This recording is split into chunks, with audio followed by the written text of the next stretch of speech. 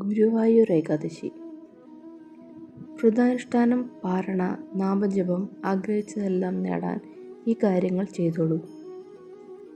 ഈ വർഷം ഗുരുവായൂർ ഏകാദശി വ്രതം അനുഷ്ഠിക്കേണ്ട രീതികളെക്കുറിച്ചും ശ്രദ്ധിക്കേണ്ട കാര്യങ്ങളെക്കുറിച്ചും നമുക്ക് വിശദമായി അറിയാം.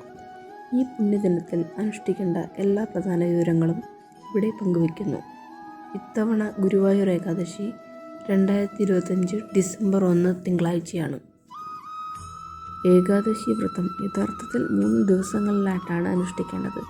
ദശമി, ഏകാദശി, ദ്വാദശി. ദശമി ഏകാദശിയുടെ തലേദിവസം വൈകുന്നേരം മുതൽ വ്രതം ആരംഭിക്കണം.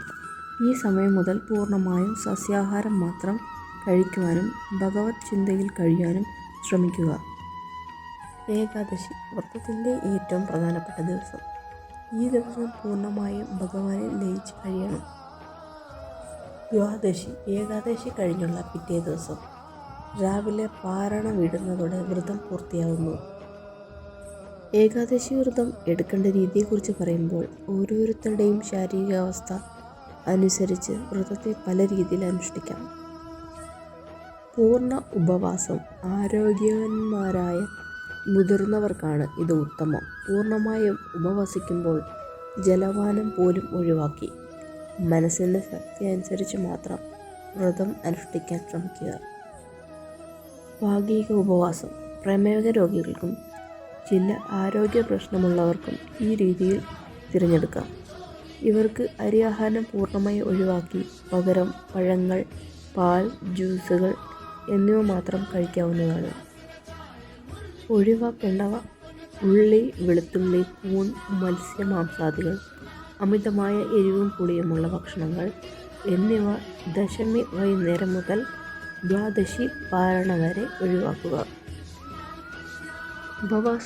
ഉപവാസം എന്നാൽ ഭഗവാനോടൊപ്പം വസിക്കുക എന്നാണ് അർത്ഥം. വെറുതെ പട്ടിണി കിടക്കുകയല്ല.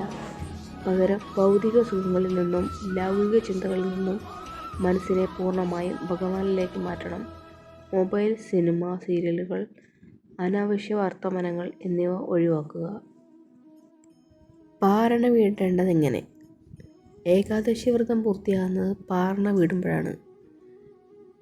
സമയം ദ്വാദശി ദിവസം രാവിലെ 8 മണിക്ക് മുമ്പായി പാരണ വീടണം. ക്ഷേത്രത്തിലെ തീർത്ഥം സേവിച്ചുകൊണ്ടാണ് പാരണ തുടങ്ങേണ്ടത്.